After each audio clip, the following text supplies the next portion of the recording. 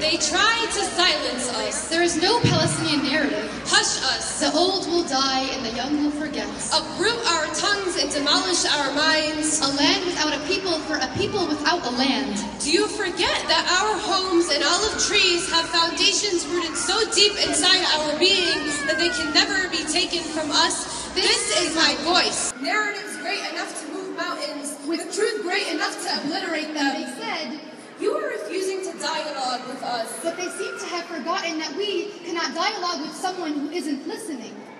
We cannot dialogue when the sound of bombs falling and children crying of hunger is too loud for us to hear our own words. We cannot dialogue when lungs have grown so tight they only strum along to the hum of being. Every uprooted tree has borne an olive that has taken roots in our throats. We lie choking in defiance, choking, not speaking, choking because we will not swallow your occupation.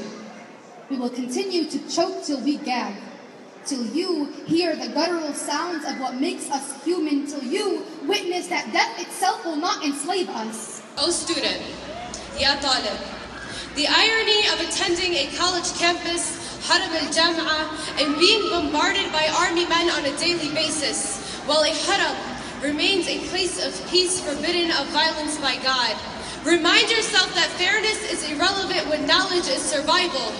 The irony of having nothing to trade for the pen. Shield yourself with the written word. Arm yourself with an educated mind. Let knowledge be your greatest weapon. Ya Dabbik.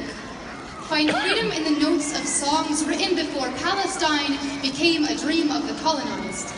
Because while they put walls between soil and soil, you let limbs move to the stories of your people, a music that isn't just therapeutic. You turn body into revolution, fluent in the human resistance of movements. O Taylor, Ya Khayata, your thob is a suit of armor, the cross-stitching of the colored thread like X's on the map of all the places they stole from you.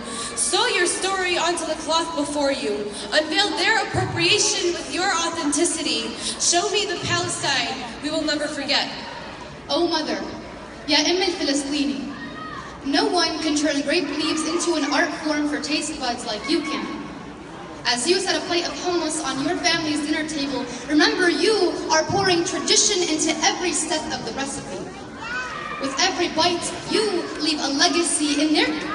For just a moment of grinding chickpeas, Palestinians can become carefree. In their kitchen, they can forget the prison outside. Us women, we embody a million.